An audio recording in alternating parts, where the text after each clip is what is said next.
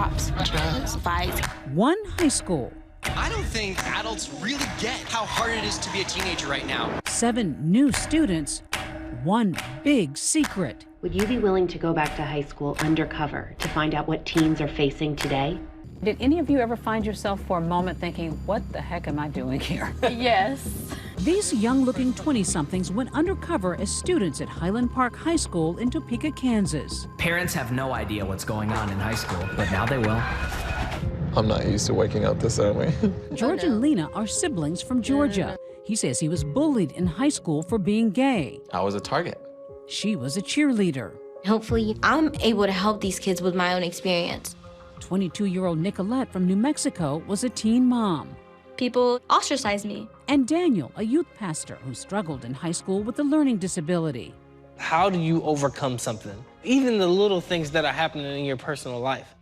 They're all a part of A&E's new docuseries Undercover High, which sheds light on challenges today's kids are facing, like sexuality, bullying, and social media. These are things that are real issues for kids, and I believe that this series is going to give opportunities for dialogue between youth and adults. Was it sort of a gotcha idea? We're gonna put some adults in there and see what we can find on these kids? Yeah, no, absolutely not. The intent wasn't gotcha. It was really, how do you pierce the teen bubble? How do you see at their level what is going on and how conversations happen? How does social media work? The students thought they were being filmed for a report on high school life. Only a few administrators knew the truth. Each undercover adult was given a new identity, transforming themselves both physically. The term brace face comes to mind. Your new cell phones with your new social media profile. And virtually to better fit the part. It's harder to be a student today versus when I was a student, because at school you would worry about, okay, what table am I sitting at? What group do I fall into? Now you have, what kind of social media do I post? Who follows me? And it doesn't just end at school, it continues, when you go home. You're basically being judged twice. In fact, a recent national survey found that 94% of American teens ages 13 to 17 use social media. And even begin to tell you how many times these kids got told to put up their cell phones. It's a bigger distraction now than it was then.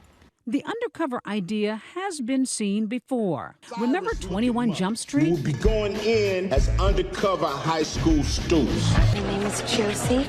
Or Never Been Kissed? Where are you going? To high school, because I'm a high school student. But this is not a movie. The participants sometimes facing very real and unexpected threats. I feel like it's normal for new girls to get a lot of attention. And it's just because it's a fresh face. In her first weeks at school, Lina became the center of attention for a group of young male students.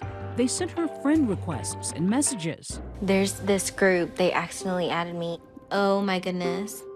These kids had literally spent like a whole afternoon talking about me. But that attention quickly spiraling out of control. Like maybe that's their plan, like get you to hang out with them and get you all drugged up. The more we read the conversations, it got a little bit more serious. They are talking about raping me. That is something serious, girl. I know. Honestly, it was just really overwhelming reading it. They were talking about what they would do to me. They would get me drunk, and then they'd rape me. And they were plotting to rape you? Honestly, I felt like as an adult, it put me in a place where I was like, oh my goodness, am I doing something wrong? Am I dressing wrong? So I can only imagine what these teenage girls are going through. After investigating, Highland Park administrators discovered those involved in the group chat were not from their school.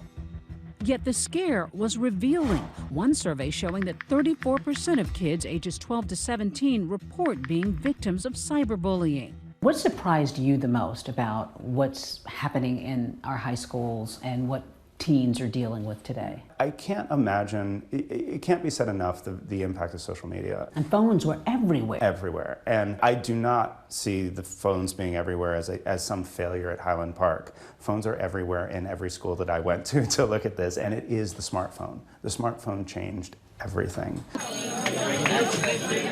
The undercover experiment was delicate, since high school relationships, already fragile, were no doubt heightened in this case by the fact that only one side knew the true nature of the friendship.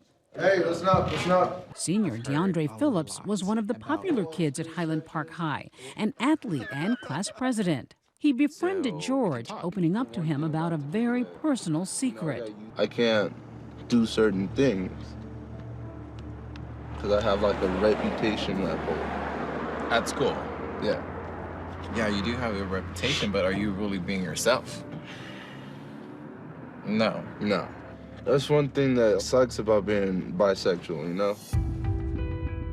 That was a really a big show of confidence and trust for this student to talk to you about that. For some reason, he actually told me that he trusted me more than anybody in that school. And to me, it was a little shocking because he was the school's president. He was, a jock. Was that hard for you to do? And then once you found out that he was an adult? I would say it was kind of confusing to me because I really haven't told many people here about my sexuality. And like, this is a new person that for some reason I feel comfortable. With that being said, knowing that he was an adult, I felt kind of sad in the moment because now he has to, go away because the project is over. Yeah.